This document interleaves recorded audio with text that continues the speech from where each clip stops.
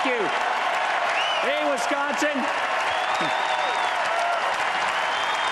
Thank you. Thank you. You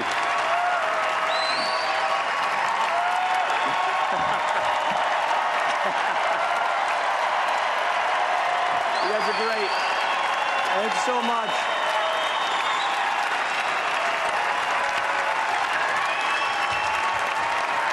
Thank you.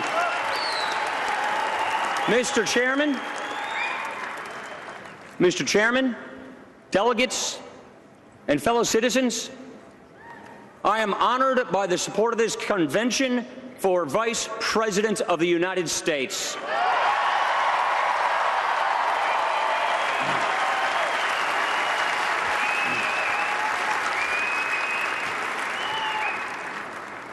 I accept the duty to help lead our nation out of a jobs crisis and back to prosperity, and I know we can do this.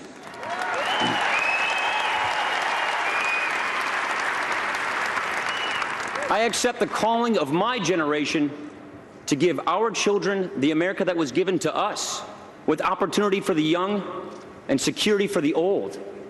And I know that we are ready. Our nominee is sure ready. His whole life prepared him for this moment, to meet serious challenges in a serious way, without excuses and idle words. After 4 years of getting the runaround, America needs a turnaround, and the man for the job is Governor Mitt Romney.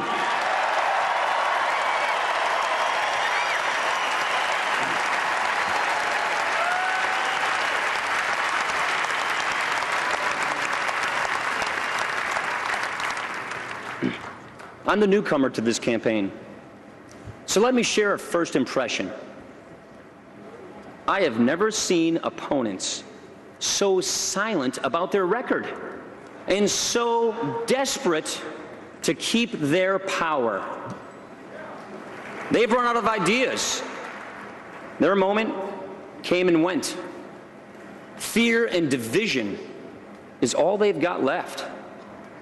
With all their attack ads, the president is just throwing away money, and he's pretty experienced at that.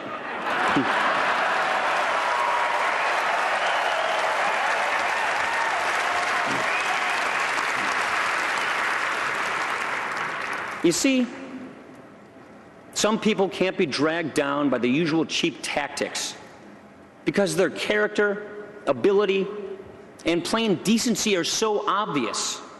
And ladies and gentlemen, that is Mitt Romney.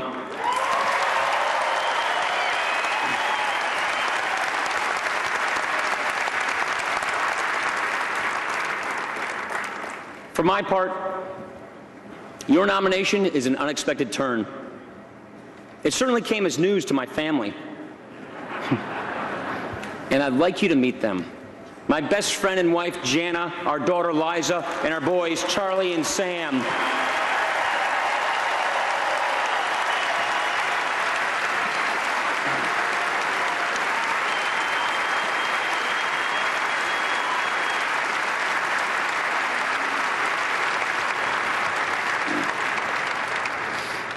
The kids are happy to see their grandma, who lives in Florida. There she is, my mom, Betty.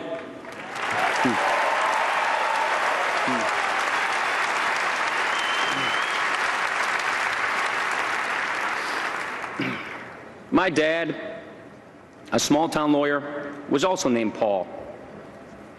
Until we lost him when I was 16, he was a gentle presence in my life. I'd like to think he'd be proud of me and my sister and brothers.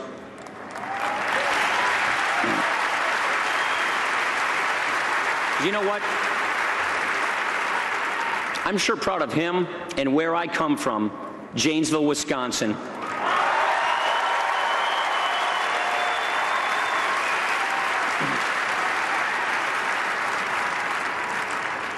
I live on the same block where I grew up. We belong to the same parish where I was baptized. Janesville is that kind of place. The people of Wisconsin have been good to me. I've tried to live up to their trust. And now, I ask those hardworking men and women and millions like them across America to join our cause and get this country working again.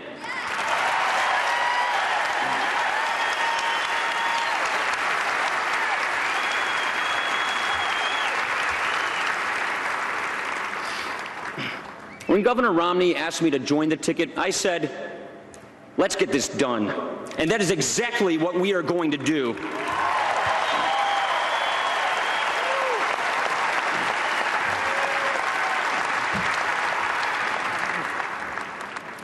President Barack Obama came to office during an economic crisis, as he has reminded us a time or two.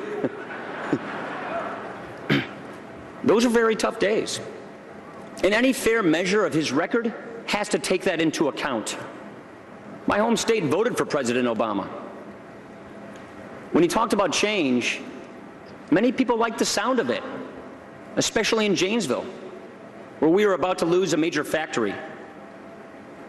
A lot of guys I went to high school with worked at that GM plant. Right there at that plant, candidate Obama said, I believe that if our government is there to support you, this plant will be here for another 100 years. That's what he said in 2008. Well, as it turned out, that plant didn't last another year. It is locked up and empty to this day. And that's how it is in so many towns, where the recovery that was promised is nowhere in sight. Right now, 23 million men and women are struggling to find work. 23 million people, unemployed or underemployed. Nearly 1 in 6 Americans is in poverty. Millions of young Americans have graduated from college during the Obama presidency, ready to use their gifts and get moving in life. Half of them can't find the work they studied for or any work at all. So here's the question. Without a change in leadership, why would the next 4 years be any different from the last 4 years?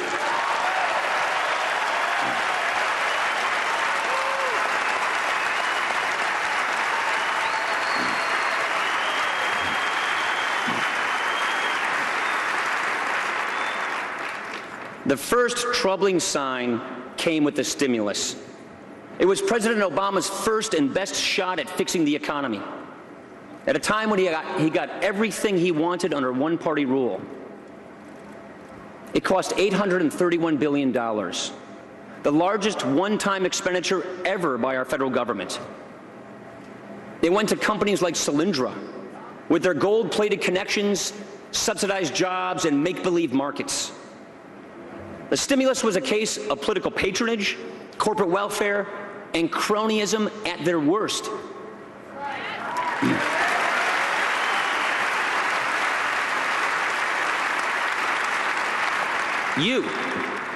You, the American people of this country, were cut out of the deal. What did taxpayers get out of the Obama stimulus? More debt. That money wasn't just spent and wasted. It was borrowed, spent, and wasted.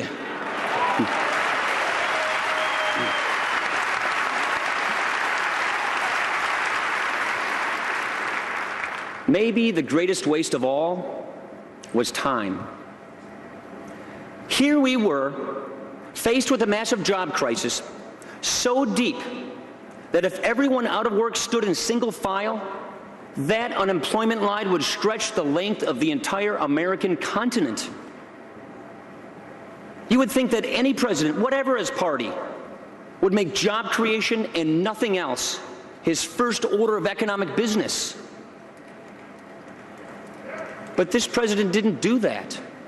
Instead, we got a long, divisive, all-or-nothing attempt to put the federal government in charge of health care.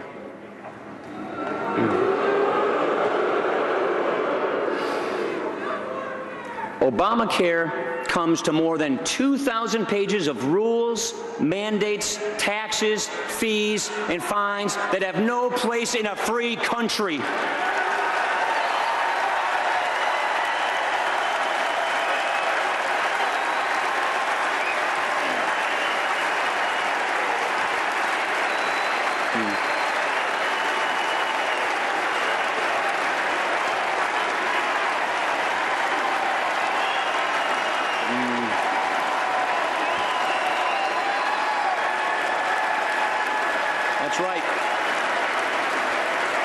That's right.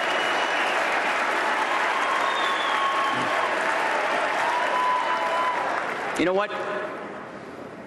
The president has declared that the debate over government-controlled health care is over. That will come as news to the millions of Americans who will elect Mitt Romney so we can repeal Obamacare.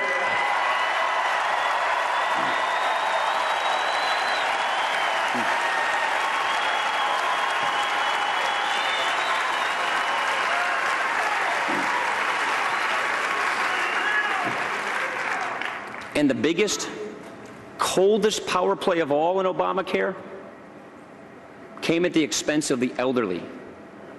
You see, even with all the hidden taxes to pay for the health care takeover, even with the new law and new taxes on nearly 1 million small businesses, the planners in Washington still didn't have enough money.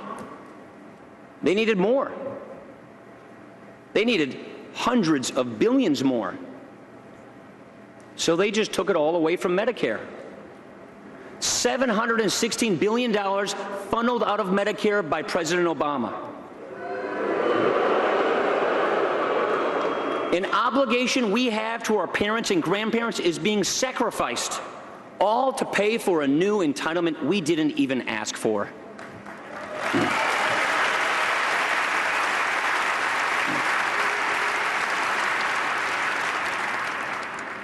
The greatest threat to Medicare is Obamacare, and we're going to stop it.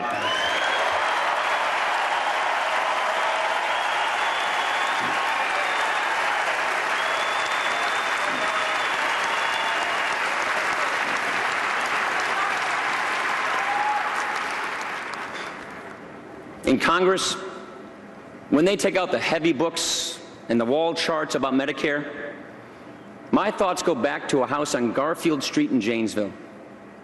My wonderful grandma, Janet, had Alzheimer's, and she moved in with Mom and me. Though she felt lost at times, we did all the little things that made her feel loved. We had help from Medicare, and it was there, just like it's there for my mom today. Medicare is a promise, and we will honor it. A Romney-Ryan administration will protect and strengthen Medicare for my mom's generation, for my generation, and for my kids and yours.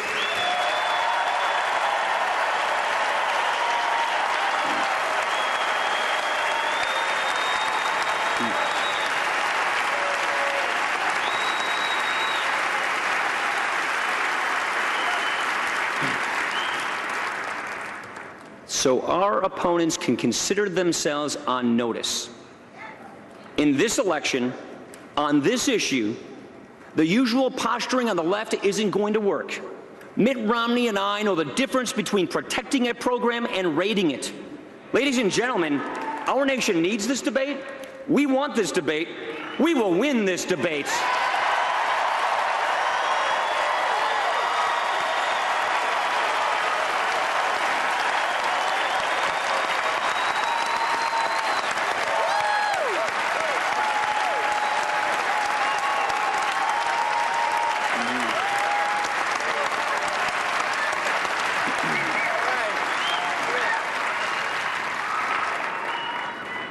Obamacare, as much as anything else, explains why a presidency that began with such anticipation now comes to such a disappointing close. It began with a financial crisis. It ends with a job crisis. It began with a housing crisis they alone didn't cause. It ends with a housing crisis they didn't correct.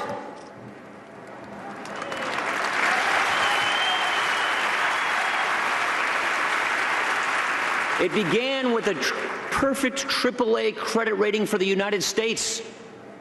It ends with a downgraded America.